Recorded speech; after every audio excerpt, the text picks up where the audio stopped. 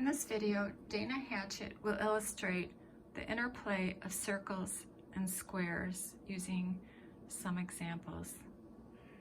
This is a very simple exercise. I have a square press punch and I have a circle punch. And I use the shapes that I've made from the punches, and I use the negative shapes as well.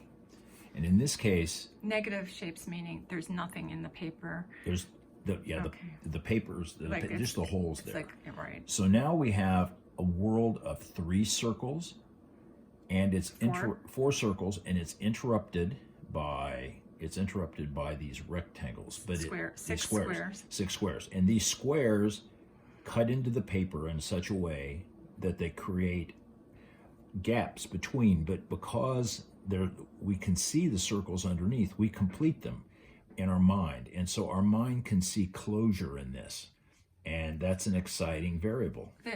What you mean by that is that we can, if we look at this with a loose gaze and concentrate, we could see a whole circle when really the circle is interrupted by the square. And I have a question too. Is there a reason why the squares are not like in a straight line across? No, it's the way I punch them. Okay, just curious. Okay, next one. I'm going to put this one right on top of that one. Okay.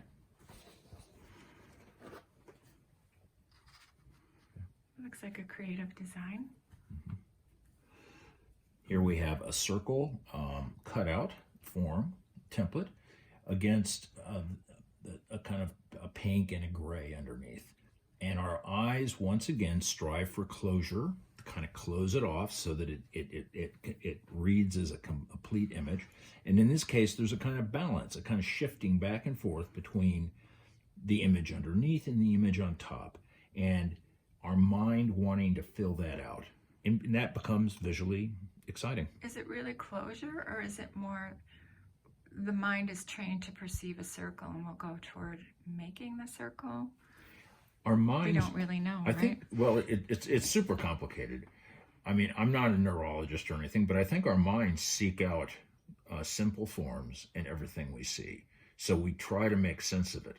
And if it's on the balance between a simple form and then a deviation from a simple form, it becomes interesting. Let's try something else here. Let me put a gray circle in here, kind of a blue-gray circle, and see what that does to the design.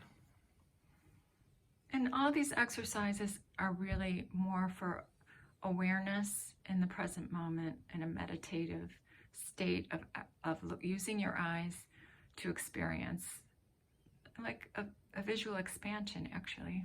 Mm-hmm. Does this, by placing this here, does that add anything to it? Let me place it over here. What should the viewers see if they see in addition? Well, what they're going to see initially is they're going to see 4 openings in the black page. Okay, it'll look like there's a cutout. It looked like there's a cutout, and there's not a cutout. Now, I can try something else here, too, just for the fun of it, just to have fun here. Okay? What happens now? It seems more of a complete pattern, right? With that color, the lighter gray, and the circle on the pink circle on the top left almost looks more full because of the introduction of that extra circle on the gray circle. Now, as Debbie was saying before, this is all about experience in the moment. This is about realizing that the visual world is beautiful and absolutely complete, and we try to have something happen in our minds where we're not interceding and thinking about it too much, just enjoying it. And what you mean about that is it's not even complete. We add to our visual experience by pausing, gazing, and seeing what appears. I'm going to add something else just for the heck of it. See what it does. Okay. Well, it's got a shadow on it from... Yeah, let me get another sheet. I have a little one over here that's nice and clean. Just out of curiosity, what happens now?